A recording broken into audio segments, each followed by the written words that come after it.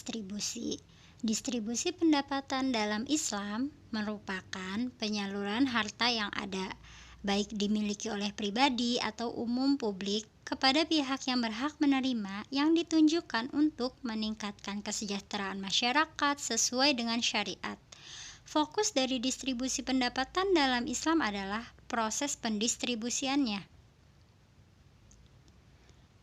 Titik berat dalam pemecahan permasalahan ekonomi adalah bagaimana menciptakan mekanisme distribusi ekonomi yang adil di tengah masyarakat.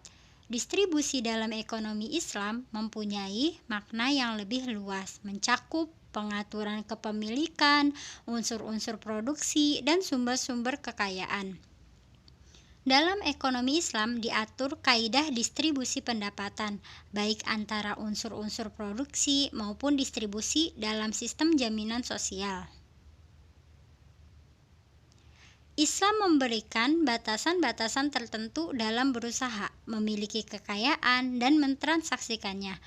Dalam pendistribusian harta kekayaan, Al-Quran telah menetapkan langkah-langkah tertentu untuk mencapai pemerataan pembagian kekayaan dalam masyarakat secara objektif, seperti memperkenalkan hukum waris yang memberikan batas kekuasaan bagi pemilik harta dengan maksud membagi semua harta kekayaan kepada semua karib kerabat apabila seseorang meninggal dunia. Begitu pula dengan hukum zakat, infak, sedekah, dan bentuk pemberian lainnya juga diatur untuk membagi kekayaan kepada masyarakat yang membutuhkan. Distribusi dalam ekonomi Islam. Yang pertama, keadilan. Keadilan dalam Islam merupakan pondasi yang kokoh, meliputi semua ajaran dan hukum Islam. Persoalan yang menjadi perhatian Islam dalam keadaan adalah pelarangan berbuat kezoliman. Ketidakseimbangan distribusi kekayaan adalah sumber dari semua konflik individu dan sosial. Yang kedua, nilai utama dalam bidang distribusi kekayaan adalah kebebasan. Nilai kebebasan dalam Islam memberi implikasi terhadap adanya pengakuan akan kepemilikan individu. Setiap hasil usaha seorang muslim dapat menjadi miliknya, menjadi motivasi yang kuat bagi dirinya untuk melakukan aktivitas ekonomi.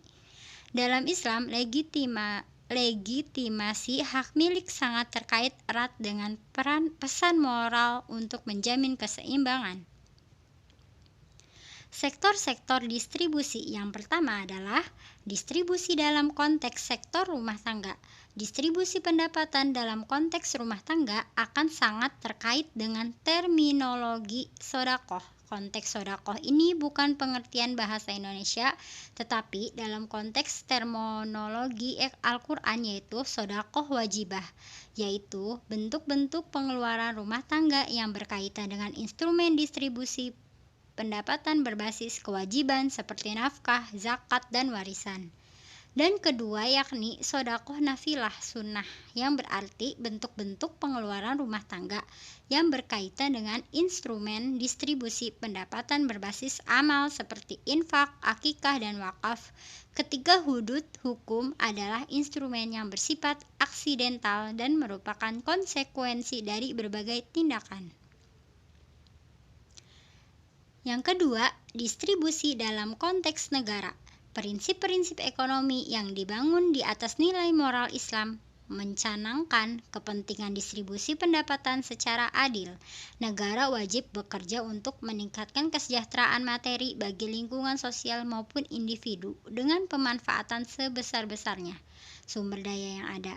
Karena itu, negara wajib mengeluarkan kebijakan yang mengupayakan stabilitas ekonomi dan lain sebagainya. Hal itu juga amanah dari Undang-Undang Dasar 1945 Pasal 27 Ayat 3, yaitu bumi dan air dan kekayaan alam yang terkandung di dalamnya dikuasai oleh negara dan dipergunakan untuk sebesar-besar kemakmuran rakyat.